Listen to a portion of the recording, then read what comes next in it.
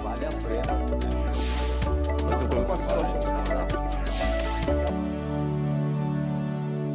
Olá! No programa Em Discussão especial de hoje vamos falar de técnicas de rejuvenescimento íntimo. Eu recebo aqui nos estúdios da TV Alesp a doutora Alessandra Fernandes, que é médica, ginecologista e obstetra. Doutora, seja bem-vinda à TV Alesp. Obrigada pelo convite. Doutora, o que é cosmética ginecológica?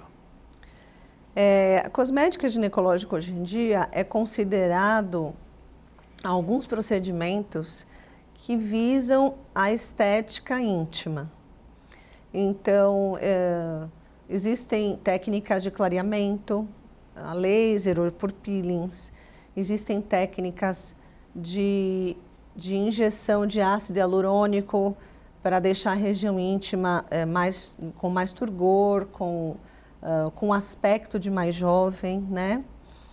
Existem cirurgias corretivas, a gente pode falar aí de queda de parede vaginal, de bexiga, cirurgia, cicatrizes de parto. Então, engloba uma ampla gama de coisas que visam a estética íntima, vamos dizer assim. Para poder elucidar para o telespectador, quais os casos mais frequentes, as procuras mais frequentes no seu consultório? E é uma técnica nova, são técnicas novas, né, doutora? Isso. As mulheres hoje em dia ainda têm muita vergonha em relação a falar e procurar alguém para falar de estética íntima. Eu acho que os casos que mais chegam são alterações dos pequenos lábios da região íntima, ou porque são irregulares, ou porque são avantajados muito grandes para a gente fazer redução, que pode ser feita cirurgicamente ou a laser. Existem hoje em dia técnicas excelentes de laser que corrigem esse tipo de alteração. Outra alteração bem frequente são mulheres, principalmente na época do climatério e menopausa, que se queixam de atrofia da região íntima, da região genital, secura da região genital, secura vaginal, dificuldade, a área fica muito atrófica, então elas vão com essa queixa. E nós usamos muito, eu uso muito no consultório o laser para fazer esse tipo de procedimento, não só estético, né? Visando a estética, claro, de melhorar o colágeno, o turgor da região íntima, mas também funcional, de melhorar aquela secura, aquela atrofia da região íntima. Isso é muito importante. Agora, o laser é uma técnica das mais avançadas. Ele auxilia como esse trabalho? O laser, na verdade, a intenção do laser é aumentar a produção local de colágeno. Então, o laser causa uma alteração térmica, né, da região íntima e a depender do grau do laser que a gente usa ou do tipo de laser que a gente usa para recrutar colágeno, para melhorar a atrofia, para aumentar a elasticidade vaginal, para clarear. Então, existem várias técnicas a laser que a gente usa, dependendo de cada uma delas, a gente usa uma forma diferente de laser. E quais os casos que são cirúrgicos, doutora? E a senhora faz essas cirurgias? Como funciona? Sim, nós fazemos todas as cirurgias lá na clínica. Os casos cirúrgicos geralmente são casos que nós temos que intervir um pouco mais nos pequenos lábios, ou casos que a mulher tem uma queixa maior de queda de bexiga ou frouxidão após parto, né, para se entender melhor. Então, nós às vezes temos que uma incontinência urinária mais grave, que a gente tem que intervir cirurgicamente. Nós acabamos tendo que... O laser, ele funciona muito bem em casos moderados, leves a moderados. Alguns casos graves de queda de bexiga, de queda de vagina, de frouxidão de períneo, nós temos que realmente entrar na parte cirúrgica mesmo. A queda da bexiga, ela pode gerar que consequências para a mulher? Primeiro, o desconforto, né? É um desconforto muito grande porque ela percebe que a vagina está saindo, que a bexiga está caindo. E também pode causar alterações urinárias, né? Geralmente perda de urina. Alguns casos muito avançados dá até retenção urinária, né? Porque a bexiga ela se projeta tanto que angula o ureter, que é o canalzinho que sai a urina, e acaba causando o contrário da perda de urina, que é a retenção, né? Eu acho que o desconforto é pior do que tudo para ela, para as mulheres. Agora, doutora, a senhora acha que ainda existe preconceito na procura por uma estética íntima? Muito, muito, muito. Eu fiz alguns cursos fora do Brasil e a gente vê uma tranquilidade das mulheres falarem disso e procurarem esse tipo de ajuda, porque isso mexe muito com a autoestima da mulher, né? Com a autoestima, com a vida sexual dela, a vida do casal. E aqui está melhorando, mas aqui no Brasil a gente ainda tem um grande preconceito, muita vergonha da parte das mulheres de procurar uma ajuda, de falar. Nós, às vezes, no consultório, percebemos e acabamos de uma forma muito sutil tentando entrar no assunto e aí acaba vindo, então elas têm esse bloqueio de falar. E eu acho que a gente tem que divulgar e informar muito isso, porque só veio para ajudar, né? Não é só a estética que a gente visa a parte funcional da região íntima, a autoestima da mulher que tem vergonha e não fala, a vida sexual do casal. Então, é bem mais amplo do que só, vamos dizer assim, cosmética ou estética vaginal. A senhora avalia que o principal benefício é a autoestima? Ah, sim. Não tenho dúvida. O principal benefício é a autoestima. Agora, doutora, e a incontinência urinária nas mulheres? Ela é um problema sério, né? E ele se apresenta a partir de que idade? É depois de um parto? Quando as pacientes procuram seu consultório? Não necessariamente é depois de um parto, né? Nós sabemos, parece que assim, só se tem incontinência urinária mulheres que tiveram partos normais ou vários partos normais. Na verdade, isso não é verdade. Existem mulheres que nunca engravidaram e apresentam um grau de incontinência urinária, principalmente após o climatério menopausa. Existem mulheres que engravidaram e tiveram bebê por cesárea que também têm incontinência urinária. É uma alteração que causa um desconforto muito grande na mulher, porque limita ela a algumas até interações sociais, né? Ela às vezes vai para a academia e não pode pular porque perde urina, ou ela está rindo e perde urina numa roda de amigos. Então essa é uma alteração que causa muito desconforto. Agora, qual a faixa etária que as mulheres começam a pensar em procurar a estética íntima? Hoje em dia a gente tem toda idade, de todas as idades, todas as faixas etárias. Mas existe um maior número em que faixa etária? Geralmente são mulheres no climatério menopausa, que começam a perceber as modificações da região íntima. A região íntima, ela perde colágeno. Então, ela vai murchando um pouco. São aquelas que nos procuram para colocar ácido hialurônico, para deixar a região mais, com estética mais bonita, vamos dizer assim. Ela começa a ter secura na região íntima, né? Na parte externa e interna. E aí nos procura para ajudar nisso. Às vezes, elas não sabem nem que existe o rejuvenescimento e a estética íntima, e ela queixa para o ginecologista disso, e hoje em dia a gente tem um monte de técnica que pode ajudar, mas as mulheres jovens também procuram muito, porque eu acho que até elas têm menos tabu, né, em relação a pequenos lábios, em relação a clarear, né, mas as mulheres mais velhas, elas são mais afetadas e elas procuram mais por esses outros motivos que eu falei. Agora, doutora, é importante a gente até esclarecer, né, o que é a menopausa? A menopausa é a parada de produção hormonal por parte da mulher.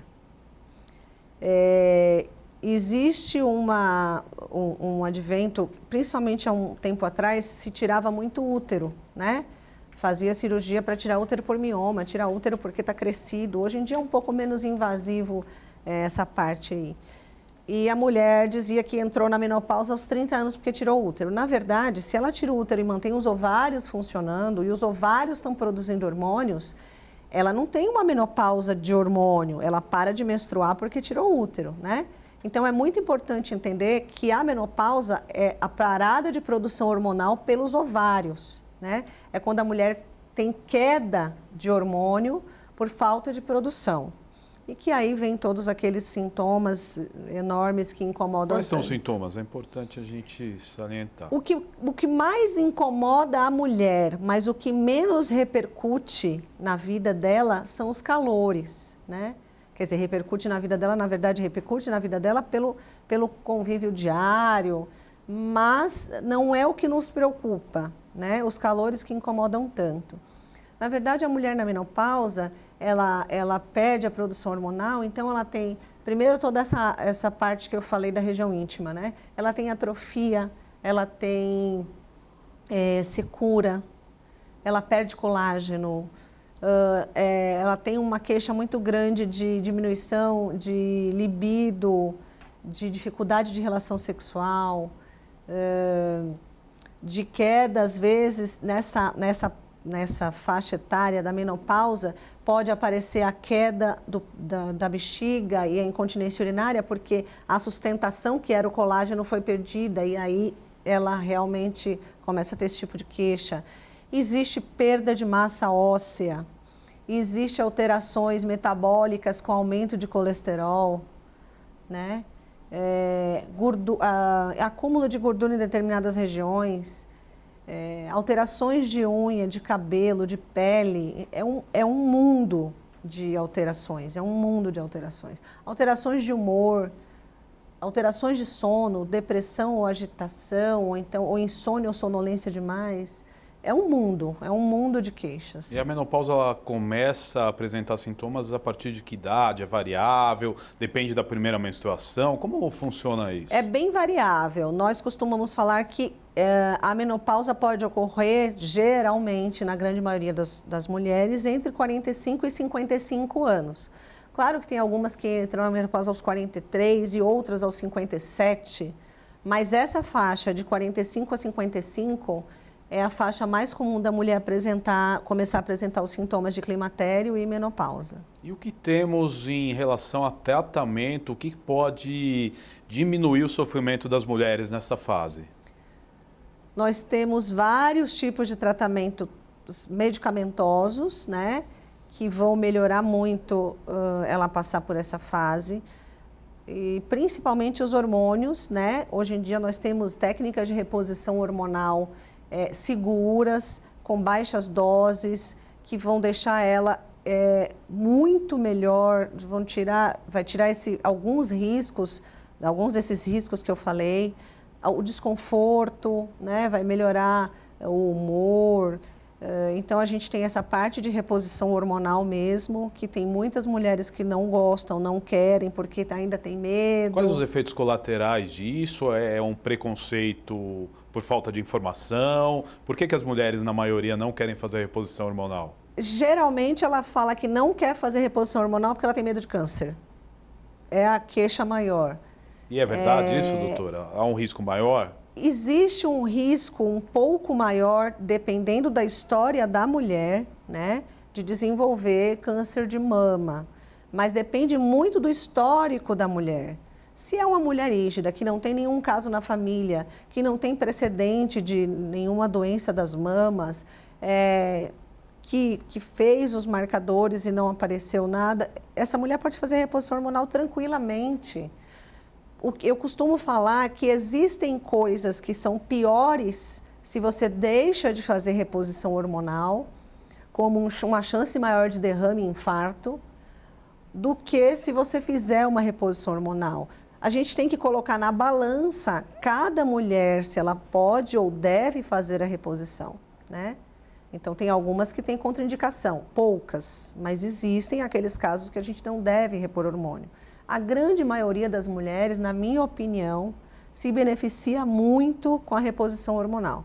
Existem outras coisas que nós podemos fazer também, existem fitoterápicos, existem medicações com soja, existem alguns procedimentos que nós podemos melhorar essa evolução. Exemplo disso, o laser íntimo, que melhora a autoestima, a vida sexual dessa mulher. Existem medicações ou suplementos que nós podemos fazer para evitar ou retardar a perda de massa óssea. É um mundo, né? A pós-menopausa para a mulher é um mundo, um mundo de coisas que a gente pode fazer para ajudá-la, porque é uma fase difícil. E geralmente quando ela procura tratamento, ela tem sucesso e busca autoestima e a qualidade de vida de novo, né? A grande maioria das mulheres que fazem um tratamento, uma reposição hormonal, ou se não pode fazer reposição, que a gente busca outras técnicas, outros fitoterápicos. Quais os casos que não podem, doutora? História familiar, exemplo de reposição hormonal, né? História familiar forte de primeiro grau de câncer de mama, mãe, irmã, a gente evita, né? Mulheres que já tiveram trombose ou AVC, a gente tem que ter um pouco mais de cuidado. Mulheres que têm algumas alterações de fígado, a gente tem que ter um pouco mais de cuidado. Depende muito de caso a caso. A gente tem que avaliar a escala da menopausa dela, o que ela teve, o histórico familiar inteiro, o histórico pessoal inteiro, para a gente fazer ou não fazer uma reposição hormonal clássica, que existem algumas outras que a gente pode usar para melhorar isso, se não puder fazer essa reposição hormonal clássica. Agora, doutora, mulheres acima dos 30 anos, elas sofrem problemas pontuais de hormônio? É feita uma reposição antes da menopausa? Existem casos que vocês trabalham desse modo? Existem algumas mulheres que podem apresentar alteração ou desbalanço hormonal desde a adolescência. Entendo. Né? Mulheres jovens que têm uma síndrome que nós chamamos de ovários microcísticos, que têm alterações hormonais, desbalanço de hormônio, de alterações menstruais, alterações de acne, de pelos pelo corpo, de aumento de peso. Então, desde a adolescência, a gente pode ter um desbalanço hormonal, alterações hormonais que nós tenhamos que tratar com hormônio ou organizar de outra forma, usar algumas outras medicações para melhorar tudo isso. E essa deficiência, ela dá alteração de humor, né? Muita. Geralmente, a mulher tem, principalmente a que não é bloqueada com o uso de hormônio, que oscila ao longo do seu ciclo, e nós temos um sobe e desce de hormônios em um mês, que é o mês que a gente menstrua de uma menstruação para outra. Existe um desbalanço, uma alteração, sobe e desce de hormônio grande. E isso seria tensão pré-menstrual ou não tem nenhuma relação com...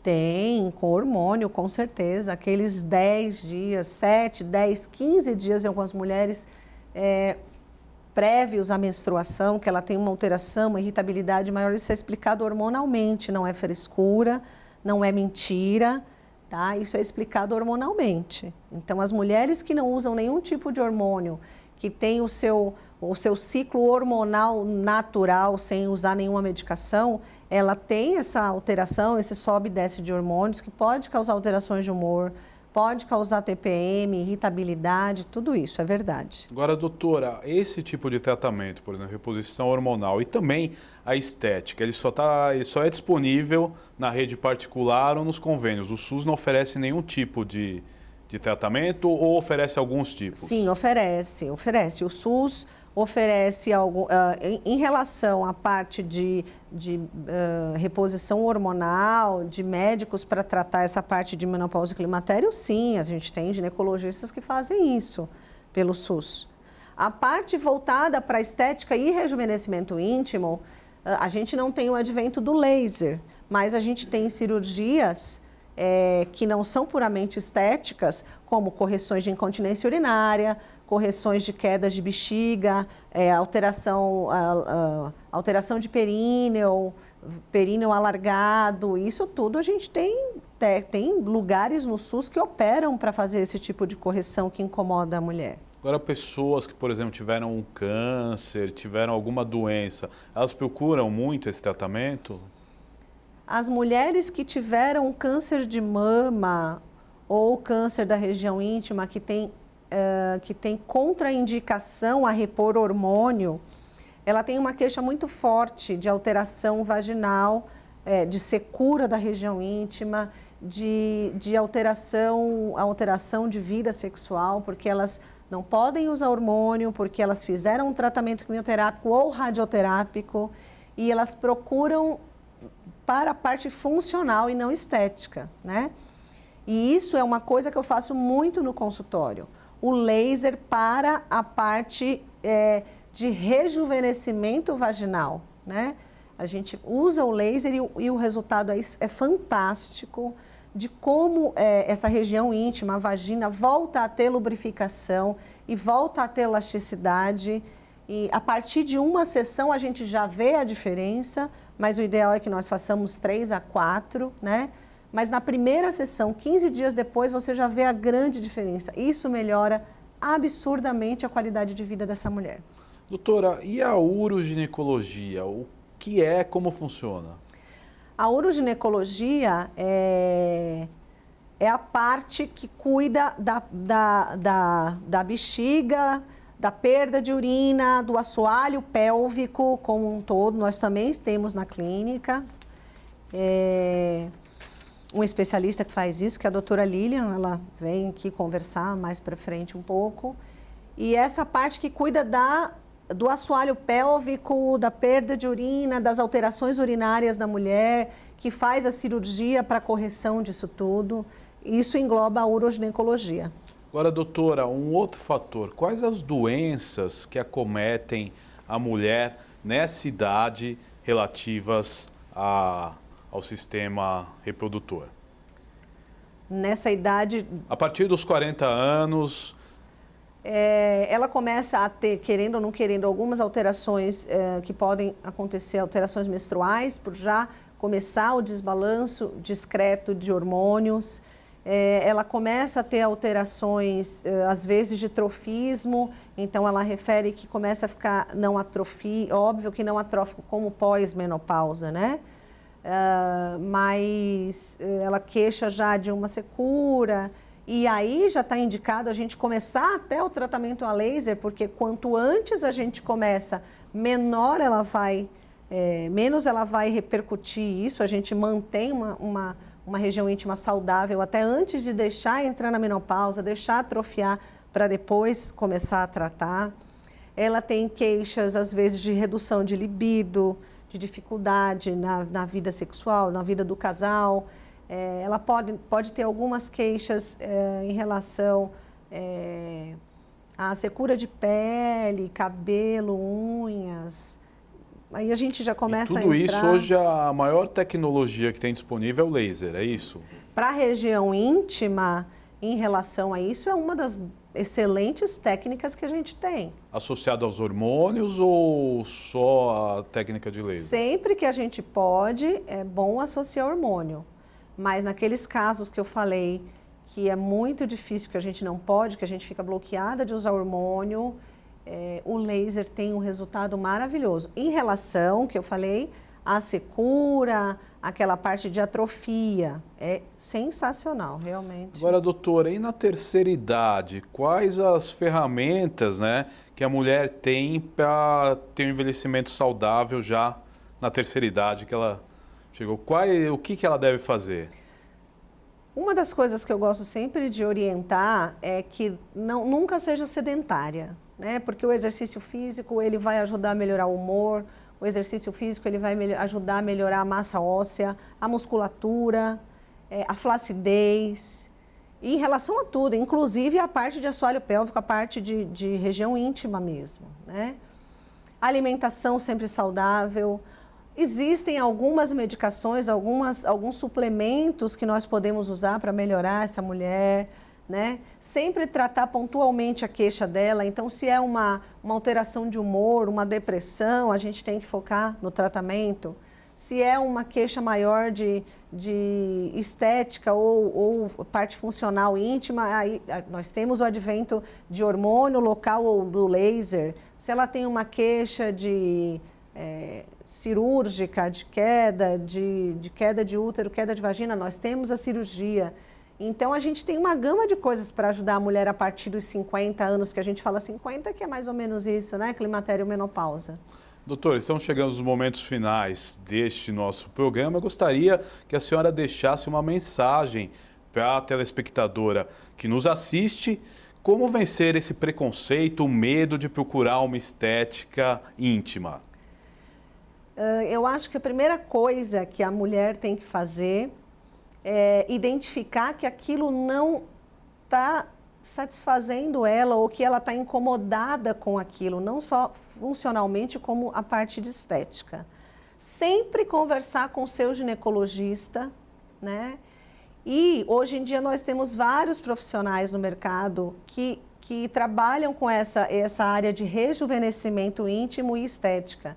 Então, quando ela sentir que não está bem, que está incomodando, que ela está achando que aquela autoestima dela pode melhorar se aquilo for corrigido, converse com o seu médico, procure alguém especialista, porque nós temos uma gama de opções maravilhosas hoje. Esse preconceito é bobo, porque nós médicos estamos do outro lado para ouvir e ajudar. Então, pelo menos para o seu médico, você tem que conversar, tem que falar e tem que procurar tratamento, ajuda, melhora e assim por diante. Doutora Alessandra Fernandes, muito obrigado pela sua participação nesse Em Discussão Especial. Está convidada aí para participar conosco em outras oportunidades. Muito obrigada pelo convite. Este foi o programa Em Discussão Especial. Nós falamos hoje de técnicas de rejuvenescimento íntimo. Você pode ver e rever este e outros programas em nosso canal no YouTube. Até nosso próximo encontro. Tchau, tchau.